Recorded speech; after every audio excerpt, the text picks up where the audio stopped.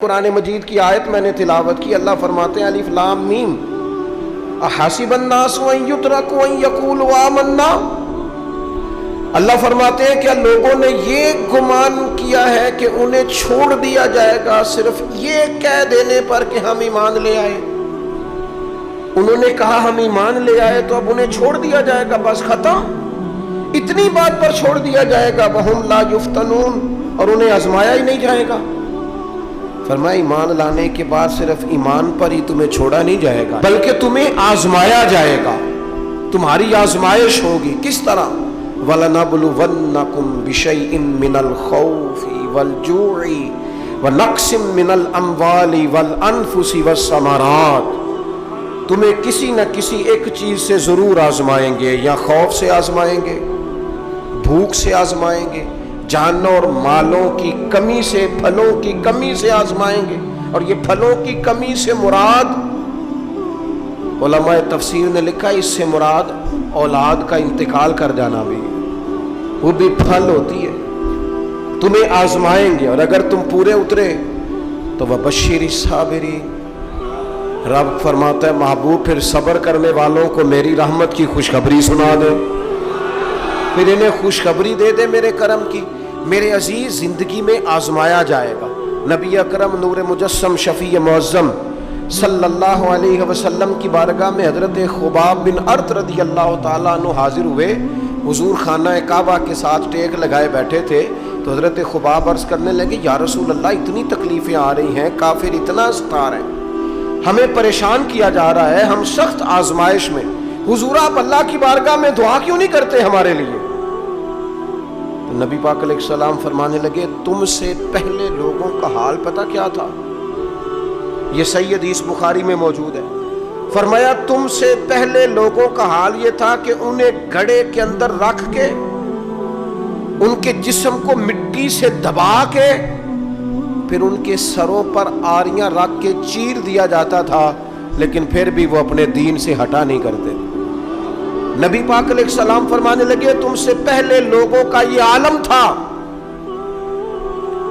کہ ان کے جسم لوہے کی کنگھیوں سے کریت دیے جاتے تھے، ان کا گوشت اتار دیا جاتا تھا، لیکن وہ اپنے دین سے ہٹنے کو تیار نہیں ہوتے تھے۔ یاری تیری سونے پر آزمائشاں تیریاں اگ، اے سونا پرکھیا جامدہ ہی پہلو نال اگاں دے لگ۔ اپنی زندگی میں تیار رہیں، ذہنی طور پر آزمائش کے لیے تیار رہیں، مزاج بنائیں۔ جب بندہ پہلے سے تیار ہوتا ہے نا، اس کا خیال ہوتا ہے کہ آزمائش آ گئی تو میں نے صبر کرنا ہے، پہلے سے اس کی تیاری ہوتی ہے، پھر وہ ذرا گھبراتا نہیں، پریشان نہیں۔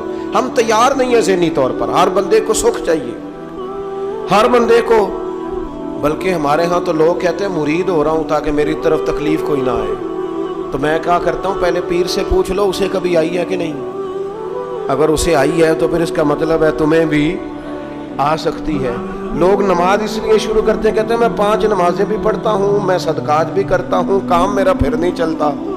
تو میں کہتا ہوں تمہیں پتہ ہی نہیں، نمازی کے لیے تو آزمائش ہے، جتنا جتنا ایمان کامل اتنی اتنی آزمائش بھی زیادہ۔ اور یہ میں اپنے پاس سے نہیں کہہ رہا، حضرت ابو سعید خدری رضی اللہ تعالیٰ عنہ فرماتے ہیں میں نبی پاک علیہ السلام کی خدمت میں حاضر ہوا اور حضور کے دست مبارک کو چومنے کے لیے میں نے اپنے ہاتھ جب آگے کیے تو تپش تھی، تیز بخار تھا نبی پاک کو۔ تو حضرت ابو سعید خدری رضی اللہ تعالیٰ عنہ ارشاد فرماتے ہیں کہ میں نے، یہ سنن ابن ماجہ میں موجود ہے، فرماتے میں نے عرض کیا یا رسول اللہ صلی اللہ علیہ وسلم اتنا تیز بخار؟ حضور فرمانے لگے ہم پر جو آزمائشیں آتی ہیں نا انبیاء پر، وہ عام لوگوں سے دگنا آتی ہیں۔ یہ تو لاڈلے ہیں، یہ تو محبوب ہیں اللہ کے۔ فرمایا عام لوگوں سے دگنی آزمائش آتی ہے، لیکن فرمایا ہمارا رب بڑا کریم ہے، ہمیں اجر بھی ڈبل ہی عطا کرتا ہے، ہمیں اجر بھی ڈبل ہی عطا کرتا ہے۔ تو حضرت ابو سعید خدری کہتے ہیں موقع اچھا تھا، میں نے ایک سوال بھی کر دیا، میں نے کہا یا رسول اللہ صلی اللہ علیہ وسلم بتائیے نا بھلا دنیا میں زیادہ آزمائشیں کن کو آتی ہیں؟ تو حضور فرمانے لگے سب سے زیادہ آزمائشیں اللہ کے انبیاء کو آتی ہیں، نبیوں کو آتی ہیں۔ حضور اس کے بعد فرمایا اس کے بعد جو ان کے زیادہ قریب ہوتا ہے اسے آتی ہے۔ لوگ کیا سمجھیں گے امام حسن کی آزمائش کو؟ لوگ کیسے سمجھیں گے سیدنا امام حسین کی آزمائش کو؟ فرمایا جو ان کے زیادہ قریب ہوتا ہے اسے زیادہ آزمائش آتی ہے. تو حضور کے سب سے قریب تو امام حسن ہے نا، امام حسین ہے نا. تو کیا سمجھتا ہے قربت بس نسبت کے اظہار کا نام ہے اور بڑے لطف کے ساتھ زندگی گزارنے کا نام ہے؟ تو نبی پاک علیہ الصلوۃ والسلام نے فرمایا بات بڑی مزے کی ہے. فرمایا پھر اللہ کے بعض بندے تو ایسے ہوتے ہیں جنہیں اللہ فقر میں مبتلا کر دیتا ہے. فرمایا ان کے پاس صرف ایک چادر رہ جاتی ہے، اتنا فقر ان کے پاس آتا ہے. لیکن جو حدیث کے آخری لفظ ہے نا وہ وجد والے ہیں، وہ وجد والے ہیں، وہ سرور والے ہیں. ہمارا یہ مزاج ہوتا ہے کہ میٹھا میٹھا کھا جاؤ اور ذرا کڑوا آ جائے تو سویرے بھی رو شام بھی رو، حال ہی کوئی نہیں، غریبی بڑی، پریشانی بڑی، حضرت صاحب گھر سے بیماری جاتی نہیں.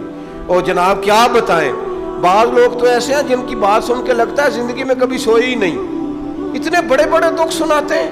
او خدا کی رحمت کا بھی تو ذکر کرنا، خدا نے جو تیرے اوپر انعامات کیے ان کا بھی تو ذکر کرنا. ان کا تذکرہ ہی نہیں کر رہا میرا بھائی.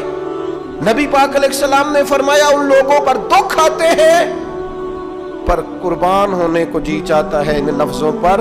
حضور فرمانے لگے وہ رب کی طرف سے آنے والے دکھ پر بھی اس طرح راضی ہوتے ہیں جس طرح تم میں سے کوئی راحت ملنے پر راضی ہوتا ہے.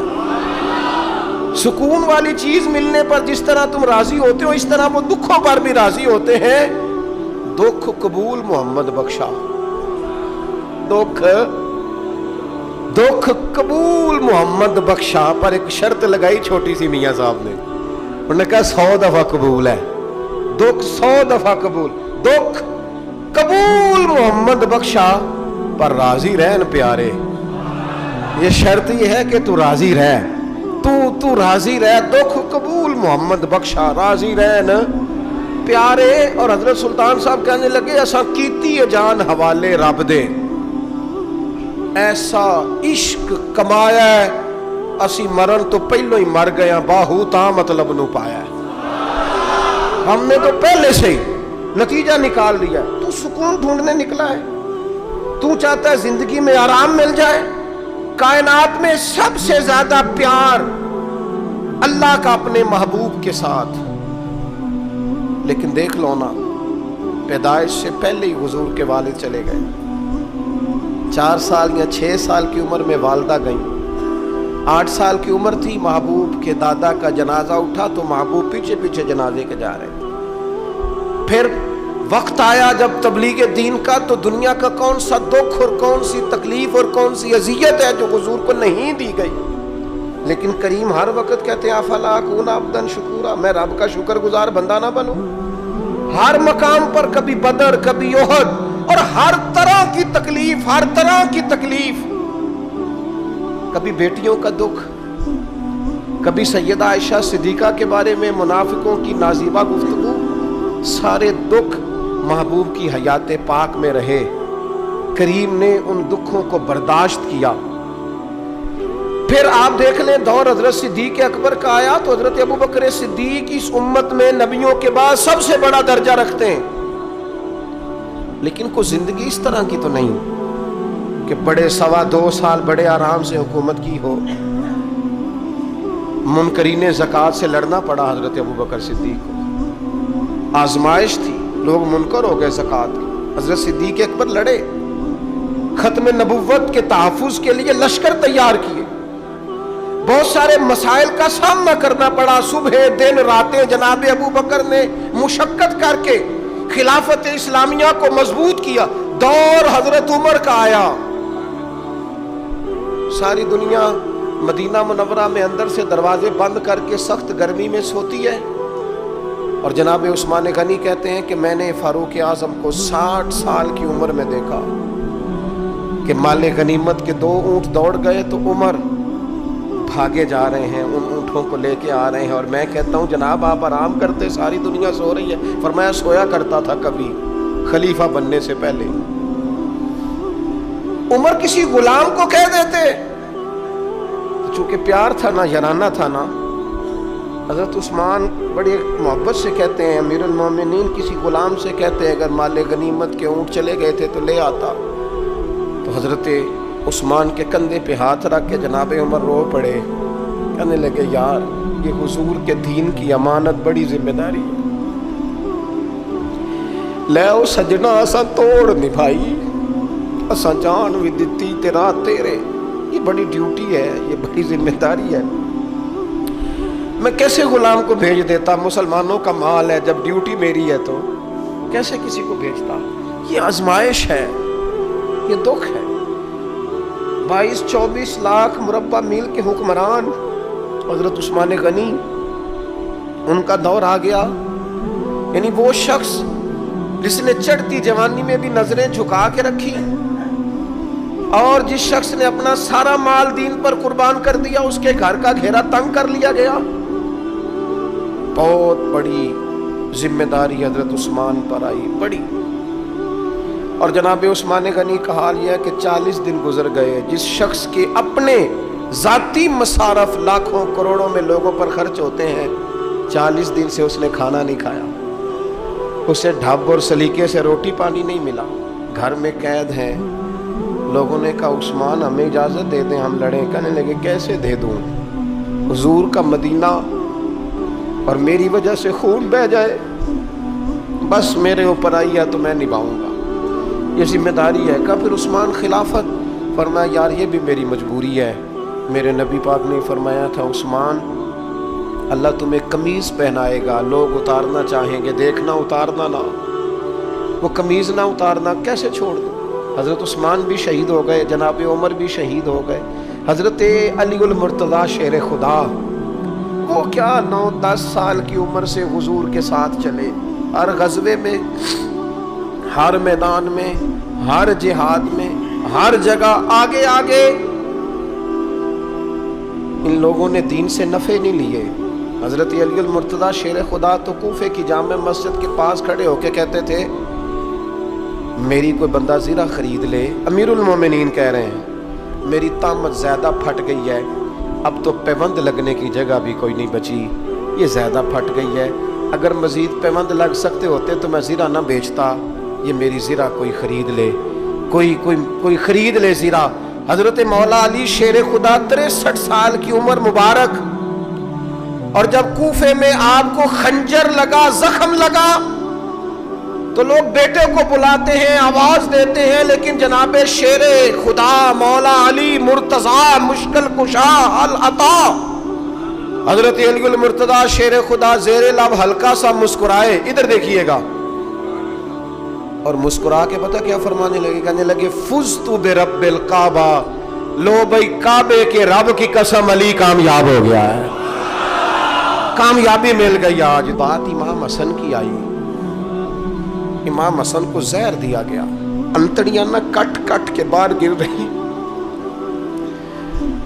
اس شہزادے کی جس نے حضور کی گود میں عمر گزاری, محبوب کے کندھوں پہ رہنے والے حسن ابن علی, جناب امام حسین حاضر بارگاہ ہوئے تو ہاتھ پکڑ کے بھائی کا چوم کے رو پڑے. بھائی پیارے بھی تو بڑے ہوتے ہیں نا, بڑے پیارے ہوتے ہیں. اور ان لوگوں کا منصب بڑا انوکھا ہے, شدید تکلیف ہے. تو امام حسین کہتے ہیں میرے بھائی حسن بتائیے آپ کو زہر کس نے دیا؟ رو کے پوچھتے ہیں. بھائی کا ماتھا چوم کے امام حسن رو پڑے, کہنے لگے حسین میری مجبوری ہے, میں تمہیں نہیں بتاؤں گا. کہا کیوں؟ فرمانے لگے اس لیے کہ اگر وہ نہیں جس پر مجھے شک ہے تو پھر کسی بے گناہ کا نام کیسے لے دوں, اور اگر وہی ہے نا جس پر مجھے شک ہے تو پھر میں تمہیں نہیں بتاؤں گا. میرا رب بڑا بہتر انتقام لینے والا ہے, پھر بھی نہیں بتاؤں گا. کیا کروں, کیسے بتا دوں؟ مصطفیٰ کا نواسا ہوں, میں پردے ڈالنے والی ماں کا بیٹا, میں شیر سے زیادہ جگر رکھنے والے علی کا پتر, میں کیسے بات کر دوں؟ بس زخم پہ زخم کھا کے جی, خونے جگر کے گھونٹ پی, اور سجنا آہ نہ کر لبوں کو سی. یہ عشق ہے کوئی دل لگی نہیں. میرے نبی پاک صلی اللہ تعالی علیہ وآلہ وسلم نے ارشاد فرمایا، اللہ تعالیٰ دین میں